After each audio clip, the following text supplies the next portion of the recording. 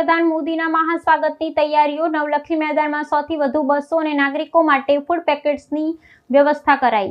વડાપ્રધાન નરેન્દ્ર મોદીના આગમનને પગલે આજરોજ વડોદરા શહેરમાં વહીવટી તંત્ર દ્વારા વ્યાપક અને ભવ્ય તૈયારીઓનો ધમધમાટ જોવા મળી રહ્યો છે। સરદાર ધામના બહુપ્રતીક્ષિત લોકાર્પણ અને વિશાળ જનસભાને અનુલક્ષીને નવલખી મેદાન ખાતે 100 થી વધુ એસટી બસોનો કાફલો તૈનાત કરવામાં આવ્યો છે। શહેરના પ્રત્યેક વોર્ડમાંથી નાગરિકોને સભા સ્થળ સુધી સુગમતાથી પહોંચાડવા માટે સુદૃઢ પરિવહન વ્યવસ્થા ઊભી કરવામાં આવી છે, જેથી કાર્યક્રમમાં જોડાતા લોકોને કોઈપણ પ્રકારની અગવડતાનો સામનો ન કરવો પડે। પશ્ચિમ બંગાળમાં ભારતીય જનતા પાર્ટીની ઐતિહાસિક જીત બાદ વડાપ્રધાનની આ વડોદરા મુલાકાત રાજકીય દ્રષ્ટિએ અત્યંત સૂચક અને મહત્વપૂર્ણ મનાઈ રહી છે।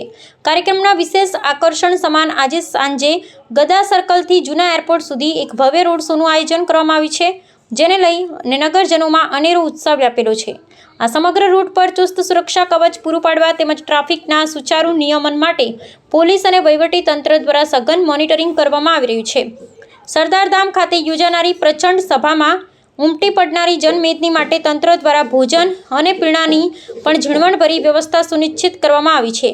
બસ મારફતે આવતા નાગરિકો માટે થેપલા, ગાંઠિયા, ફરસાણ અને લીંબુ શરબત સહિતના ફૂડ પેકેટ્સ તૈયાર કરવામાં આવ્યા છે।